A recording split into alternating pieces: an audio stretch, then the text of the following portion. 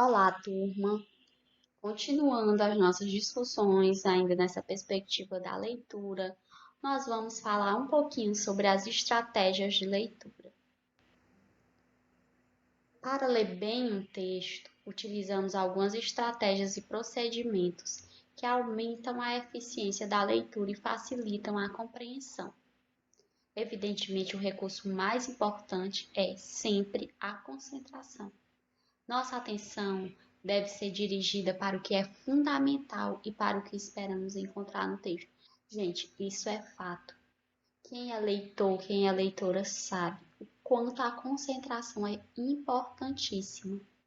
Se eu pego um romance, um poema para ler e eu não consigo me concentrar, dificilmente eu chegarei nesse nível de leitura em profundidade. Dificilmente eu vou conseguir enxergar o que está subentendido, o que está implícito naquele texto. Então, a concentração é fundamental.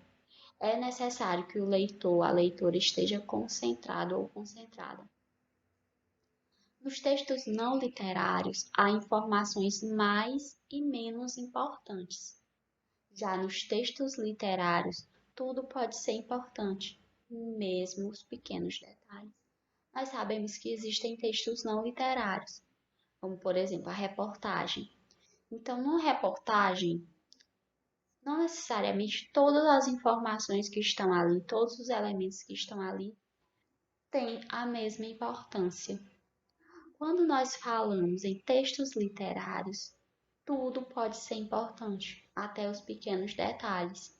E um exemplo disso é Os Olhos de Ressaca, de Capitu. Voltando mais uma vez para a obra Dom Casmurro, de Machado de Assis.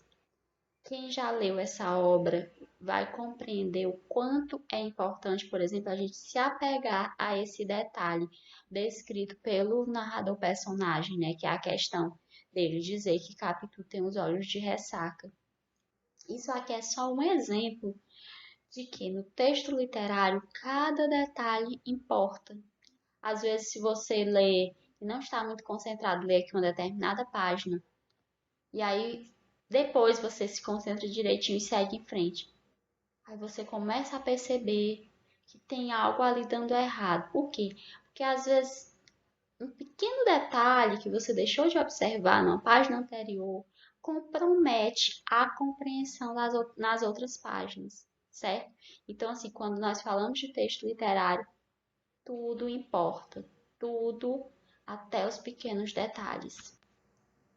E aí, em relação às estratégias de leitura, né, aqui tem algumas, como avançar e recuar, ou seja, com grande frequência, mesmo os leitores mais atentos precisam retornar a trechos anteriores do texto para recuperar informações específicas necessárias à continuação da leitura ou à compreensão de alguma passagem mais completa. Quem nunca fez isso, né? Ou seja, a gente está lendo um romance de 200 páginas.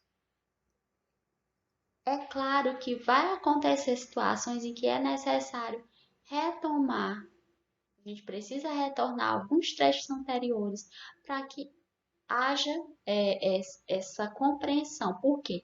Porque quando eu faço essa retomada, quando eu volto a algum trecho e releio, eu vou recuperar a informação que será importantíssima para a compreensão daquele texto. Por isso que esse avançar e recuar são estratégias importantes, assim como parar e resumir. Essa é também uma prática que aumenta a eficiência da leitura. Não se trata necessariamente de produzir resumos escritos, mas de recapitular o que já foi lido para prosseguir, sobretudo após alguma interrupção longa na leitura.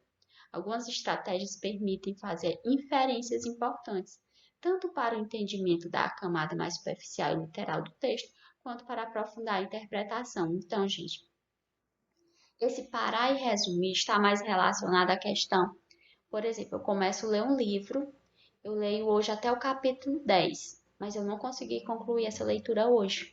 Então, amanhã, quando eu pegar no meu livro novamente e for continuar, é importante parar para resumir, recapitular o que foi dito, nos capítulos que eu já li, para que eu possa continuar a leitura, porque senão eu vou ficar perdida, eu não vou conseguir assimilar aquelas ideias a partir do momento em que eu continuo a leitura. Por isso que é importante recapitular essas ideias, resumir essas ideias principais do que eu já li. Nós temos também o formular hipóteses de significado a partir do contexto.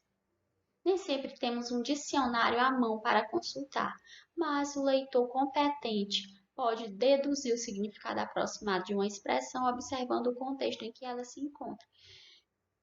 Nós sabemos que quando a gente lê, principalmente quando a gente faz a leitura de obras que foram escritas há 50, 100, 150 anos, geralmente são obras que possuem uma linguagem rebuscada, muitas vezes traz até algumas palavras que nós não utilizamos mais, né? Então, nem sempre a gente vai estar com o dicionário ali por perto. E aí é importante a gente formular as hipóteses em relação ao significado a partir do contexto. Ou seja, eu não sei o significado da palavra X, né? Tem uma determinada palavra lá, eu não sei o significado. Mas a partir do contexto, eu posso inferir o que aquela palavra significa, certo? E isso é uma estratégia de leitura que vai ajudar na compreensão desse texto. Essa foi a referência utilizada. Um abraço a todos e todas.